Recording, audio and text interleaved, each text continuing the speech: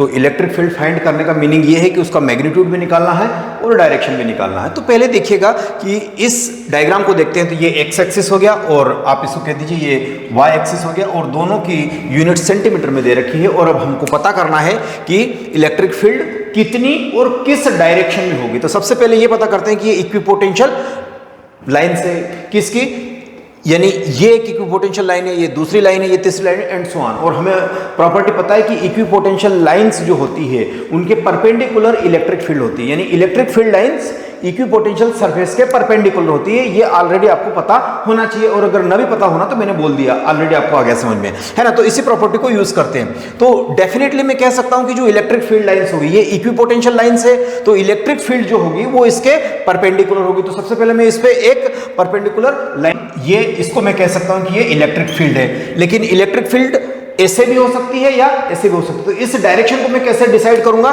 तो देखिए ये 10 वोल्ट है, ये 20 वोल्ट है, यानी इस डायरेक्शन में, यानी इलेक्ट्रिक फील्ड की डायरेक्शन में इधर जा रहा हूं तो क्या बढ़ रहा है, पोटेंशियल बढ़ रहा है। मतलब हमारा चार्ज यहां कहीं बैठा होगा, चार्ज आ रही तो यहां पे क्या होगा, एक लाइन चार्ज होगा। तो लाइन चार्ज के कारण क्या होता है, पैरेलल इक्विपोटेंशियल लाइन होती है। पॉइंट चार्ज नहीं होगा, लेकिन मैंने यहाँ कॉम्प्लेक्सिटी ना आ जाए इस वजह से उसको ड्रॉ नहीं किया। तो यहाँ कह सकते हो कि एक परपेंडिकुलर या इसी के पैरेलल एक क्या होगा, पॉजिटिव लाइन चार्ज होगा, जिसके कारण ये इक्विपोटेंशियल लाइंस मुझे मिल रही है। एग्जैक्टली इतना क्लियर। चलो इस डायरेक्शन में मैं जा रहा हूं तो वोल्टेज क्या हो रहा है या पोटेंशियल क्या हो रहा है, डिक्रीज हो रहा है। मतलब इलेक्ट्रिक फील्ड की कौन सी लाइन होगी, ये वाली लाइन होगी। यानी इलेक्ट्रिक फील्ड जो रही होगी वो इस डायरेक्शन में जा रही होगी, इस डायरेक्शन में जा रही होगी। और इस साइड आ रहा हूं तो इंक्रीज हो रहा है। इंक्रीज होने का मतलब यहां पर कोई ना कोई एक लाइन चार्ज बैठा हुआ है, जिसके कारण ऐसा हो रहा। अब क्वेश्चन ये था ना, ये तो मुझे सिर्फ उसका डायरेक्शन पता चला कि ऐसे होगा, है ना। लेकिन अब मैं उसका मैग्नीट्यूड निकालने के लिए क्या करूंगा, तो ये तो परपेंडिकुलर थी, यहां मैंने इसको परपेंडिकुलर ड्रॉ कर दिया, है ना।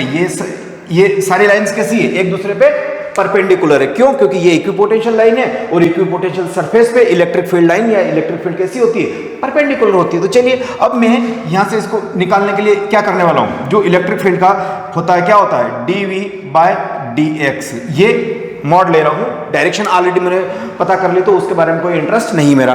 तो इलेक्ट्रिक फील्ड का मैग्नीट्यूड निकालने के लिए वोल्टेज डिफरेंस या potential difference between the two equipotential lines divided by the separation between the two parallel line. तो यहां से अब मुझे ये आप कह दीजिए कि लेट से x है, मुझे x निकालना है। और ये ट्रायंगल में फ्रेम करता हूं OA, और ये लेट से आगे आपका इसको हटा देते हैं, ये 20 थाइस है, तो इस पॉइंट को आप बोल दीजिए B। तो इसी ट्रायंगल को मैं यहाँ, है ना, प्रोसीड कर रहा हूं, ट्रायंगल OAB। अभी इसी ट्रायंगल को यहाँ मैं बनाता हूं थोड़ा सा जूम करके। तो ये वाला कितना आ गया, 90 डिग्री आ गया, यस सर। ये वाला एंगल विथ एक्स एक्सिस कितना दे रखा है, 30 डिग्री दे रखा है, तो ये मैंने कितना लगा दिया, 30 डिग्री।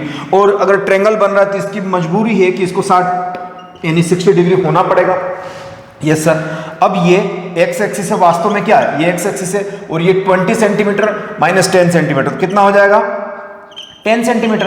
अरे 20 माइनस 10 हो जाएगा ना इस पॉइंट और इस पॉइंट के बीच का, यस सर। अब मुझे तो x निकालना है, तो अब मैं ये x निकाल रहा हूं, कौन सा वाला x। तो कैसे निकाला जाएगा, इसमें साइन थीटा अप्लाई कर दीजिए, तो यहां पे आ जाएगा साइन 30 डिग्री। साइन 30 के सामने वाला जो ब्रांच होता है या साइड होता है क्या कहलाता है, perpendicular, that is x divided by the hypotenuse, that is 10 centimetre है ना। इसको आप सेंटीमीटर, इसकी वैल्यू 1/2 होती है, x/10।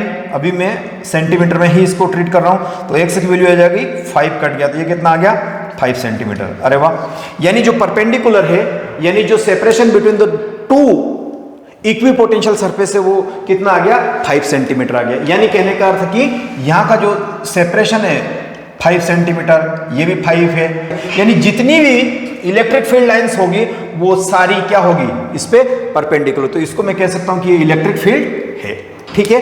दूसरी चीज तो मेरे पास अभी आया, अभी तो मैग्नीट्यूड आया ही नहीं है ना, तो मैं यहां इसको एक बार निकाल के बताता हूं कितना हो जाएगा ये, इसी इलेक्ट्रिक फील्ड को। तो इलेक्ट्रिक फील्ड निकालना मैग्नीट्यूड dV, यानी डिफरेंस कितना है, 20 माइनस 10 dV, ये लेना है ना। तो 20 माइनस 10 है ना, ये वोल्टेज का डिफरेंस है। तो वोल्टेज का डिफरेंस डिवाइडेड बाय द जो इक्विपोटेंशियल सरफेस है उनका सेपरेशन, दैट इज dx, और इनके बीच का सेपरेशन x। x कितना कैलकुलेट किया आपने, 5 सेंटीमीटर, तो ये लिख देता हूं मैं 5 सेंटीमीटर है तो 10 पावर -2, तो इसको और सिंप्लीफाई कीजिए 10 माइनस, है ना, 20 minus 10 that is 10 divided by 5, और ये कितना हो गया, यहां पे आप इसको लिख दीजिएगा 10 के पावर -2, तो ये आ गया 2 से, तो ऊपर जाएगा तो कितना होगा 200 वोल्ट पर मीटर, है ना, ये आपके पास क्या आ चुका है ना, या न्यूटन, आप ऐसे भी लिख सकते हो न्यूटन पर कूलम, ये इसकी यूनिट्स आ चुकी, यानी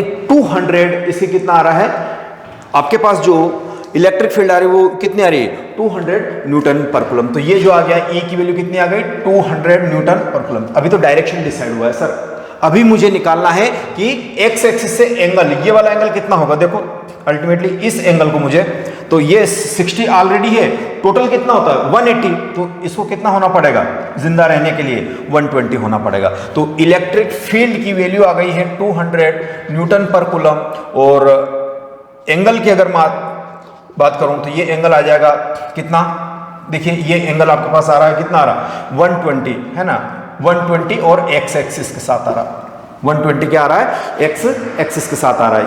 इतनी कहानी क्लियर है क्या, है ना, इतनी कहानी क्लियर है क्या। अब सिमिलरली दे रखा है 3 इक्विपोटेंशियल सरफेस दे रखी है S1, S2 और S3, ठीक है, ध्यान रखना है आपको जब भी ऐसे क्वेश्चन डील करें, तो अब इनमें जो परपेंडिकुलर सेपरेशन होगा दैट इज यही होगा, ये तो है ना, बट मुझे पता करना है एक जनरल पॉइंट पे, मान लो कि मैंने यहाँ पॉइंट पे और सेंटर से इस पॉइंट की डिस्टेंस में मान लेता हूँ R, इस पॉइंट पे, तो यहाँ देखिए 60 वोल्ट, 30 वोल्ट और 20 वोल्ट, यानी इलेक्ट्रिक फील्ड जो होगी वो इक्विपोटेंशियल सरफेस पे परपेंडिकुलर होगी, लेकिन इक्विपोटेंशियल सरफेस का वैल्यूज डिक्रीज होता जा रहा है, जैसे यहाँ 60 है, 30 है, यानी चार्ज का नेचर कैसा होगा, पॉइंट चार्ज होगा।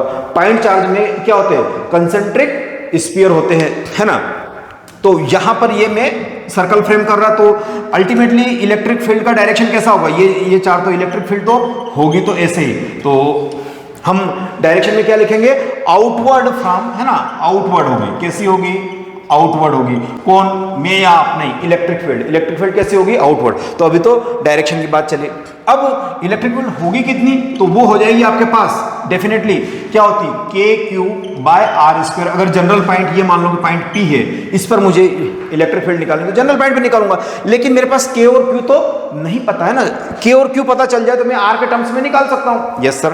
तो देखो इसको देखिए, ये कितना है 10 सेंटीमीटर है, अंदर वाला सर्कल, रेडियस कितना है 10 सेंटीमीटर है, और इस सर्कल पे जितने भी पॉइंट्स हैं उन सब का पोटेंशियल कितना है 60 वोल्ट है, तो मैं सिंपल लगा सकता हूं क्या, वोल्टेज इक्वल टू क्या होता है KQ/R होता है, R क्या है 10 सेंटीमीटर दैट इज रेडियस, तो यहां का वोल्टेज कितना 60 वोल्ट, यहाँ हर जगह पे 60, तो ये 60 लिख दिया, K और Q की तो मुझे वैल्यू चाहिए, R इसकी कितनी 10 सेंटीमीटर, 10 सेंटीमीटर है मतलब 1/100 कह सकता हूं मैं इसको, अरे यही ना आएगा, इसका सेंटीमीटर कन्वर्ट करेंगे, एक जीरो से एक जीरो गया, और ये आ जाएगा 60, और ये आ गया 10 ऊपर चला गया, तो KQ, फिर एक जीरो से एक जीरो, तो KQ की वैल्यू कितनी आ गई 6 आ गई, यही KQ की वैल्यू में यहाँ प्लग इन कर देता हूँ इसके अंदर, कहाँ पे ऊपर प्लग इन करता हूँ, तो इलेक्ट्रिक फील्ड का वेरिएशन जो आ जाएगा KQ की वैल्यू कितनी आ रही 6 डिवाइडेड बाय R², और डायरेक्शन कैसी रहेगी बोलो, आउटवर्ड, बाहर की ओर, है ना, अवे फ्रॉम द सेंटर से, तो ये इलेक्ट्रिक फील्ड का डायरेक्शन ऐसा होगा। और एक जनरल पॉइंट मैंने निकाल के बताई,